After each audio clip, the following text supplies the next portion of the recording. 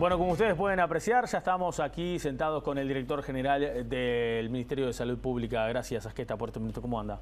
Muy bien, Nicolás, es un gusto estar con ustedes y por supuesto con los televidentes. Bueno, muy bien. Vamos a comenzar. Lo voy a invitar a presenciar un informe que es justamente los datos que ustedes divulgaron, porque los datos que divulgó sobre el último informe epidemiológico del Ministerio de Salud Pública, entre otras cosas, señala que el 64,6% de los casos confirmados de coronavirus en nuestro país tiene como antecedente el contacto con un caso positivo. Lo compartimos. A la fecha, la Organización Mundial de la Salud reporta más de 22,5 millones de casos de COVID-19 en el mundo y más de 792.000 muertes. El Ministerio de Salud realizó un informe epidemiológico que muestra los antecedentes de contacto. El 64,6% mantuvo vínculo con casos confirmados, mientras que el 20,3% fue por viajar a una zona de transmisión activa. El resto de la carga de enfermedad corresponde a personas sin noción epidemiológica clara o en investigación. En cuanto a la incidencia de la enfermedad, es mayor en las mujeres. Sin embargo, la gravedad y letalidad es significativamente más alta entre los hombres. De cada 10 casos, 8 requieren manejo ambulatorio únicamente y 2 algún tipo de cuidado hospitalario. Menos de 3 de cada 100 ha requerido ingreso a cuidados intensivos. En relación a la franja etaria y a las enfermedades previas, el 100% de los fallecidos presentaba comorbilidades. El 75% de ellos pertenecía al grupo de 65 años y más. De los fallecidos, el 80% eran del sexo masculino.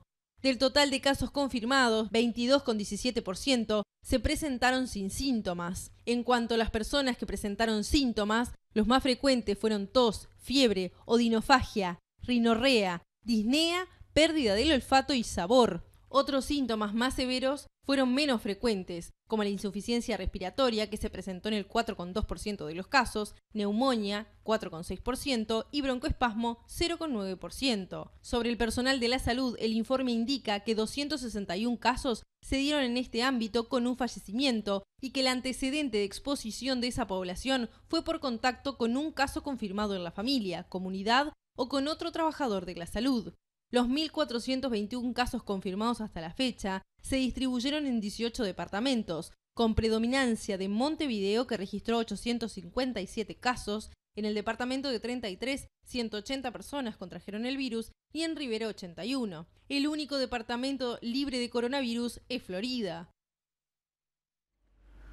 Y habrá que explicar qué pasa en Florida para que no tengan coronavirus al momento. Bueno, vamos a meternos directamente en la situación puntual desde el punto de vista epidemiológico. Los científicos decían, Uruguay tiene una pandemia relativamente controlada. Epidemiológicamente, ¿cuál es la situación actual considerando estos brotes que se están originando en Rivera, ahora aquí en un asentamiento, también en Bella Unión? O sea, brotes que vuelven a darse como hace un tiempo atrás.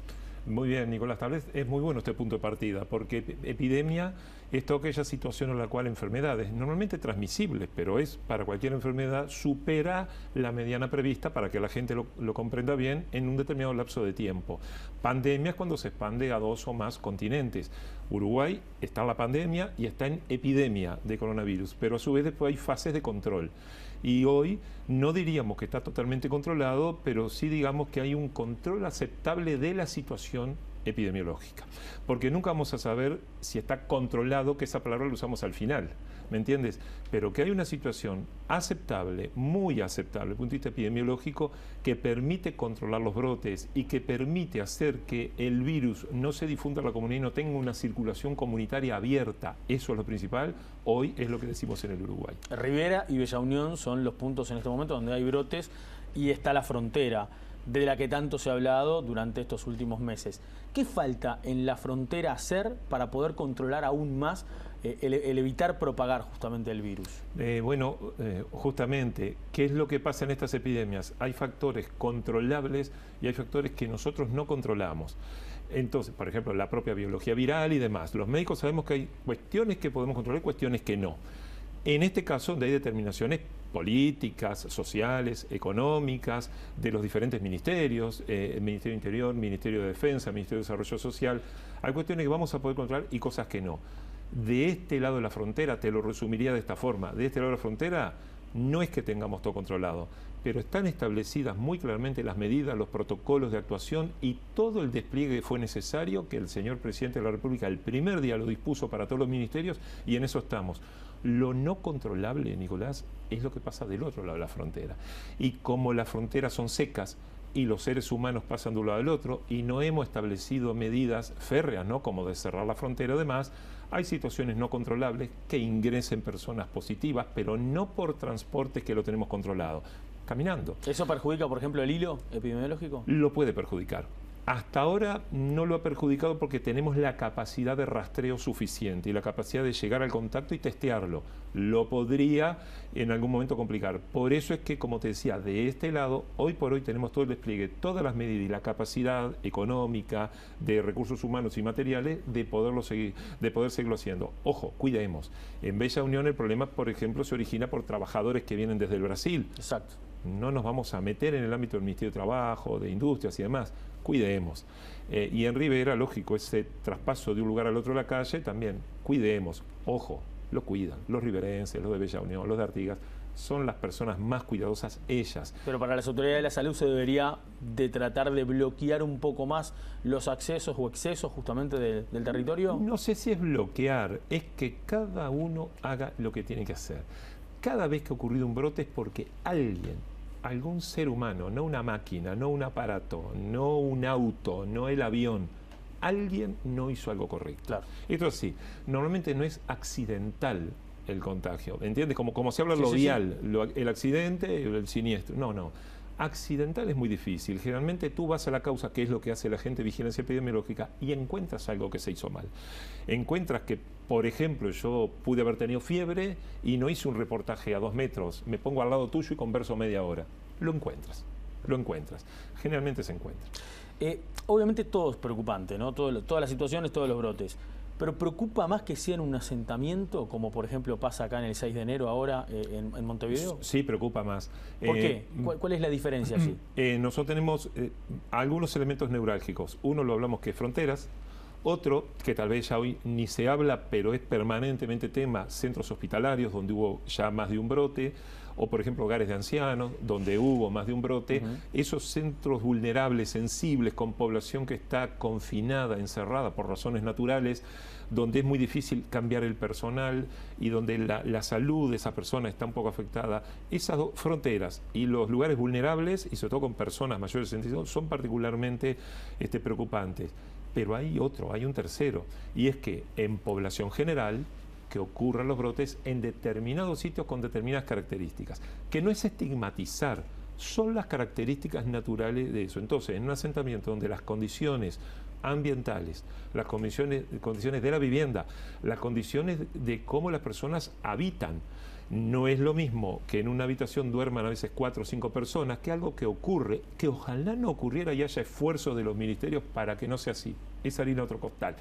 Pero si ocurren, y si hay 4 o 5 personas, el matrimonio, los hijos, a veces una tía, un abuelo, bueno, en esa cohabitación las cosas se pueden dar diferente. A veces las medidas de higiene, no porque la persona no sea higiénica, a veces más higiénico que tú o que yo. Pero ¿qué pasa? Puede no tener las condiciones sociosanitarias, ¿me entiendes? Para lavarse las manos, el alcohol en gel, la condición económica. Esos son globalmente las medidas que hacen que pueda ser peor. No estigmatizar a las personas, sino una situación de realidad. Por eso ahí llegamos con el MIDES, con otros ministerios, con el Ministerio de Defensa, que pone las carpas, se testea a las personas centenares por día, intentamos tener una situación controlada desde el punto de vista epidemiológico y bueno, lo social se hace lo que se puede para controlar. ¿Y allí cuál es la situación puntual? ¿Cuáles son los últimos datos que tiene el Ministerio de Salud Pública? O sea, ¿hay un relativo control de ese brote? Tú lo dijiste, hay un relativo control, porque lo que nos asusta mucho en el inicio, en estos brotes, es que se difunda tipo mancha de aceite, pero rápida. ¿Y qué ocurrió? Que hay del brote como 3, vamos a llamar para que la gente entienda como subbrotes, 3 brotes pequeños que confluyeron en esto tan grande. Uno, que no digamos que está controlado, pero está muy identificado, era un preoperatorio, una persona vinculada a una institución de la zona, eso tiene unos 10 casos confirmados al día de hoy. y los otros 2 están emparentados entre sí. Y se refieren a 2 actividades sociales, está determinado, se realizaron actividades sociales, donde hubo aglomeración de personas, no digamos miles, pero con aglomerarse algunas se alcanza, donde se dieron positividades y algunos contactos confirmados, que creo que anoche eran 17. Sí, ahora hace un rato Leonardo Cipriani en Rivera confirmaba 2 casos nuevos más referidos justamente al asentamiento. La importancia de que la gente entienda también, el ciudadano, lo que se puede originar en un cumpleaños. Pero por favor, si en un cumpleaños donde puede haber 25 personas, por dar un número cualquiera, se puede producir un brote, imaginemos lo que puede pasar si en un lugar hay 400. Y más con gente que puede ser asintomática o no. Porque muchas veces decimos, los que van al cumpleaños no son asintomáticos. ¿Por qué lo presumes? Yo te pregunto a ti, Nicolás, ¿nunca fuiste al cine, al teatro, saliste con tu pareja sintiéndote mal?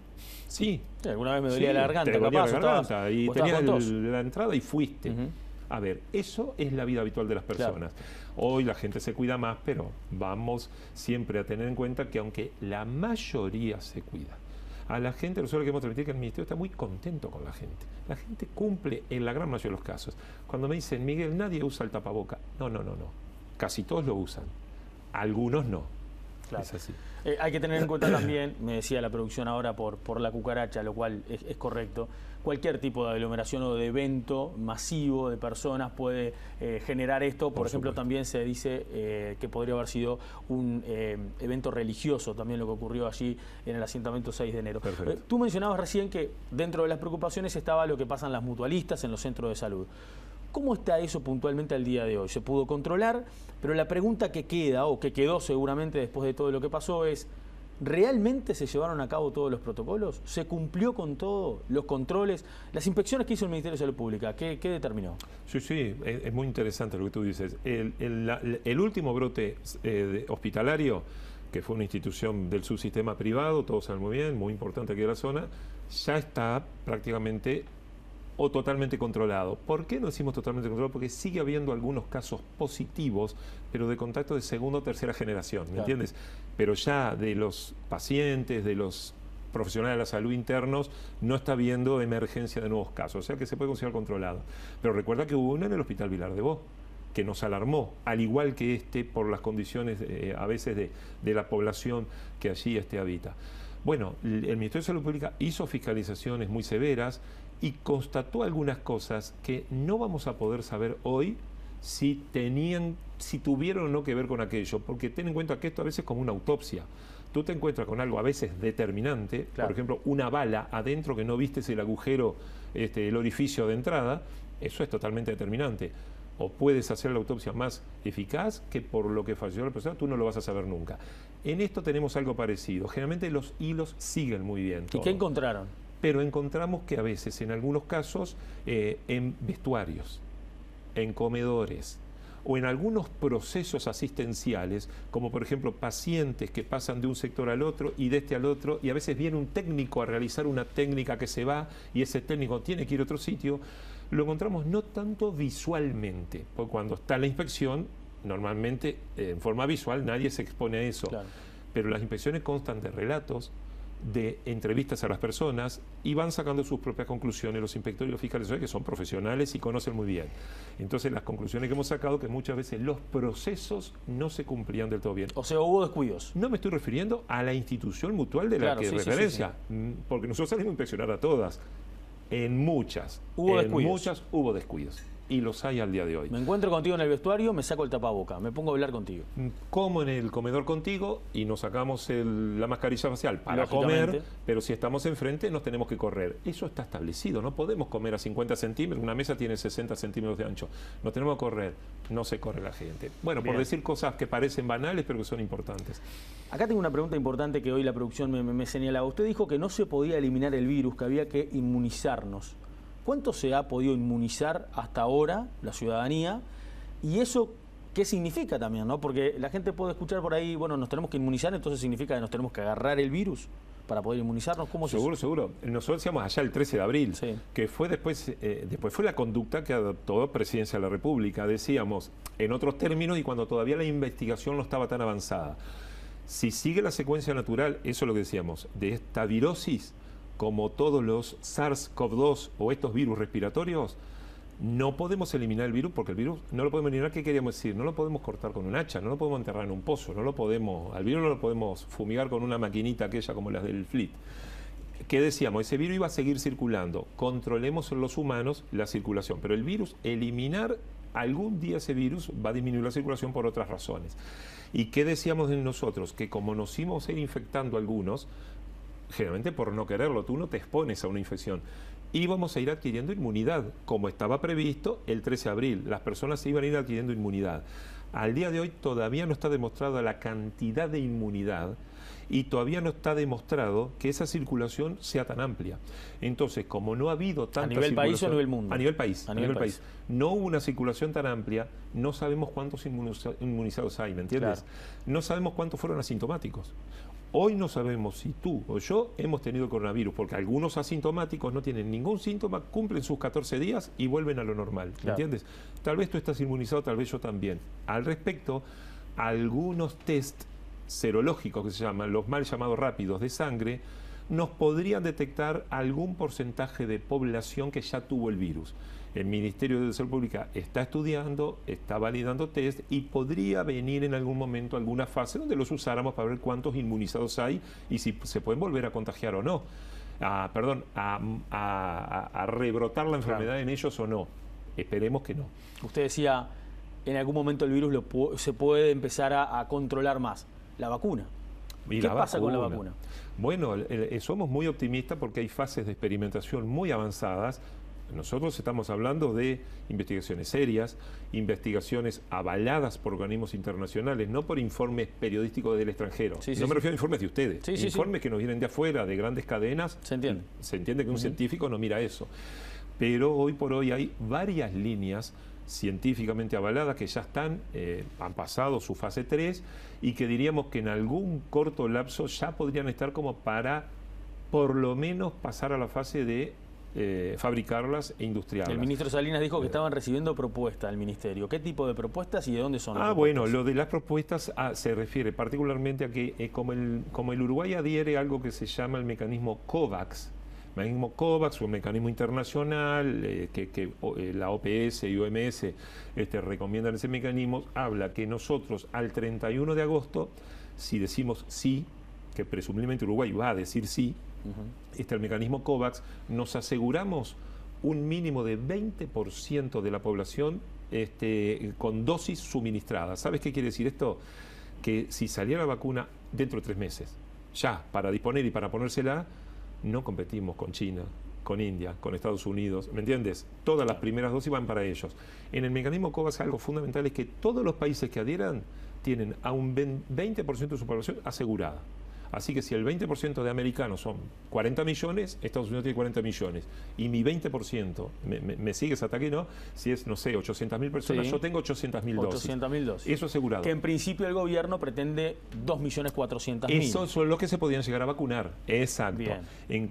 Se vacunó 1 millón casi de la gripe este año. Pensamos que luego de esta enorme pandemia, con la gente queriéndose vacunar, podríamos llegar a 2 millones porque nunca se va a vacunar el total de la población. Exacto. Ni lo requiere. Y es lo que habló el presidente de la República. Y bueno, lo seguro no existe en este caso, pero lo que nosotros hemos recibido son propuestas de importantes laboratorios seguros internacionales que vienen estudiando la vacuna con prestigio internacional. No queremos dar marcas, obviamente, pero Uruguay va a ir a esos lugares seguros donde por otra parte probablemente se hagan grandes conglomerados de acuerdos, de compras, en conjunto con mecanismos de OPS y demás, para poder suministrar a todos los países de la región. Bien. ¿Le ha generado mucha preocupación a la gente el anuncio que se hizo esta semana tras la reunión del presidente de la República con el ministro de Turismo sobre la llegada de turistas de países de la Unión Europea? ¿Por qué? La gente dice, pero ¿cómo abrimos esto ahora que se están dando rebrotes en Europa también? ¿Cómo se explica que el que llega tiene que hacer cuarentena? Capaz que viene 2 semanas a hacer turismo al Uruguay, pero tiene que hacer 7 días de cuarentena, así venga con el test negativo y después de otro test que dé negativo. ¿Cómo se va a hacer eso y cómo se va a controlar de parte del Ministerio de Salud Pública que llega el turista, se mete en un hotel, está 7 días, tiene que estar 7 días encerrado hasta que le vuelve a dar negativo? ¿Cómo se va a hacer ese control de un número que puede ser importante, ¿no? Porque Uruguay está siendo muy bien visto a nivel mundial por el control de la pandemia. Por supuesto. Lo que tú me acabas de decir, que una persona entraría a Uruguay estaría 7 días hasta que le dé negativo, Eso es lo que quiere ver si se puede cambiar. O sea que lo que se ha dicho hoy, lo han pedido los operadores turísticos, somos muy conscientes de la situación y sabemos que el turismo mueve enormemente a la economía del país, Sí. y se ha dialogado, pero por otra parte tenemos el respeto absoluto del resto de las carteras en que lo que diga Salud es lo que se va a hacer. Tenemos esa situación en la cual hoy por hoy ingresan centenares de personas por día al Uruguay, en la forma como dicen los decretos reglamentarios, ¿no? Claro. Están llegando aviones con 150, 200 personas, como dicen los decretos, testeadas antes, como tú decías, después 7 días y negativo, o 14, uruguayos, personas con residencia, personas que trabajan. Hay una serie de normas escritas por las cuales centenares de personas hoy ingresan. Camioneros ingresan 400, 500 todos los días. ¿En qué estamos? Pongo el ejemplo de los camioneros. Nosotros teníamos que buscar una forma por la cual no estuvieran 7 días. Porque llega alguien con un transporte, nos deja una mercadería y se tiene que ir. Se buscó una forma y va de la mano con lo que Uruguay se trazó, y valga la redundancia, trazabilidad. Nosotros permitimos en algunos casos que ingrese un extranjero al Uruguay, se testea obligatoriamente, si no se testeó 3 días antes, ¿me sigues? Se testea y no haga los 7 días de cuarentena. Sigue con su trabajo, que esto por ejemplo hacen los camioneros, descarga su mercadería y se va. Han aparecido positivos, han sido más de 10. Sí.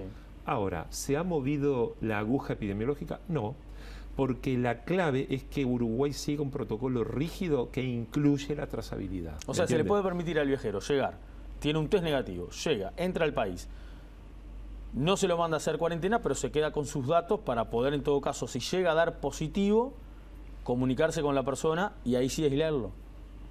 ¿Esa es una posibilidad? Te fuiste un poco lejos, porque todavía no lo sabemos, pero podría ser parte de la base de cálculo. Que personas provenientes no de países que tengan una altísima tasa de infectación, en principio podría ser, se habla del tema de los países seguros. No hay un país seguro, pero se está hablando a nivel internacional. Le iba a preguntar eso, ¿qué sería un país seguro hoy en Europa? Nuestro propio ministro, hoy en la mañana, dialogando otro tema con el propio ministro de Salud, hablamos sobre la situación de los lugares seguros o países seguros. A ver, ninguno es seguro 100%, ninguno. Nueva Zelanda, que son islas, estuvo en el 0 durante un largo lapso de tiempo y con medidas estrictas y de repente apareció algún caso. Seguro no hay nada. Lo que ha demostrado sí esta pandemia, el comportamiento del virus, es que a Uruguay le pasa.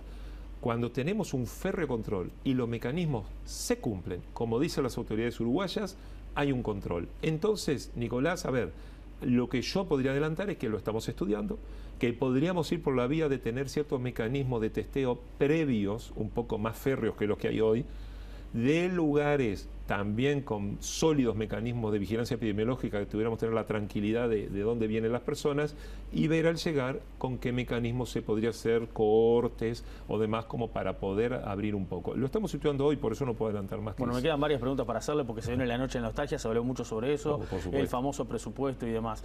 Pero le voy a hacer la última que tiene que ver con lo que está pasando esta mañana, que tiene que ver con los protocolos deportivos. La Conmebol quiere jugar la Copa Libertadores de alguna forma y habla justamente de comenzar con alguna especie de protocolo. ¿Se avanzó en ese protocolo? ¿Cómo sería? ¿Cómo hace un equipo? Le pongo el ejemplo, el 15 tiene que viajar Peñarol a Chile para jugar con Colo-Colo. ¿Cómo hace Peñarol para sacar a su equipo, llegar a Santiago, una capital que está complicada con el COVID-19, jugar el partido, volver al país y después tiene que jugar por el campeonato uruguayo? ¿Qué hacen los jugadores? ¿Cómo es la cosa? Bien, tiene suerte porque hay poco tiempo, pero esa respuesta yo no la tengo hoy. ¿Por qué? Porque es lo que se está estudiando hoy. Nuestros técnicos que han recibido de Conmebol ciertos proyectos de protocolo lo han estudiado. Nuestros técnicos han detectado que hay que hacer mejoras. En este momento estamos hablando contigo y en el Ministerio de Salud hay reuniones buscando esas mejoras.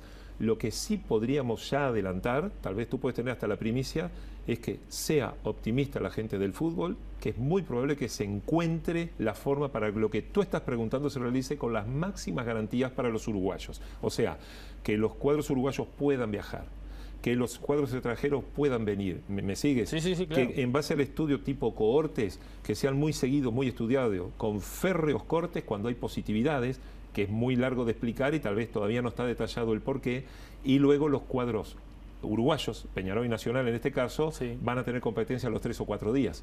Eso es lo que se está estudiando y tal vez recién para el lunes pueda haber una respuesta, pero el Ministerio de Salud, que es el mensaje que queremos dar, tiene toda la voluntad que si Secretaría de Deportes con Presidencia de la República, pues no somos nosotros los que habilitamos, Secretaría de Deportes con Presidencia nos dice que ellos habilitarían esto, el ministerio le va a encontrar la solución para este problema. Volvió el fútbol, volvió el básquetbol, se han hisopados y todo normal por ahora, ¿no? Y esa es la base. Todo normal por ahora. Está la gente, por suerte, haciendo mayor gimnasia. Dentro de 10 o 15 días vendrán en los clubes otras actividades. Podrá venir actividad hasta en el agua, acuática y demás. Hay actividades que pueden venir. Eso sí, en el último segundo, Nicolás, como tú lo nombraste, si el 24 de noche nos aglomeramos una vez en el año, hay que ser, Mira que tenemos tiempo para aglomerarnos, una vez en el año por razones comerciales y demás, todos, y se nos dispara, nos hace así la agujita en la epidemia, olvídate del fútbol, olvídate del básquetbol, pero olvídate de actividades que los propios dueños de los lugares están haciendo hoy. Exacto. Entonces, lamentablemente, a escuchar los VGs en casa, solo, o con la pareja, o con lo que sea, o con la familia, pero ahí, el núcleo que está todos los días en su casa, ¿no? Absolutamente. Eso es lo que decimos, que ya van a venir muchos fines de semana. ¿Le gustaban los VGs a usted? Yo llegué a cantar canciones de VGs, entonces Nicolás. No sabés lo audaz que puedo llegar a ser. Gracias, Asqueta, por estos minutos, ha sido muy amable. Por favor, a ustedes. Hacemos la última pausa, ya venimos para el cierre.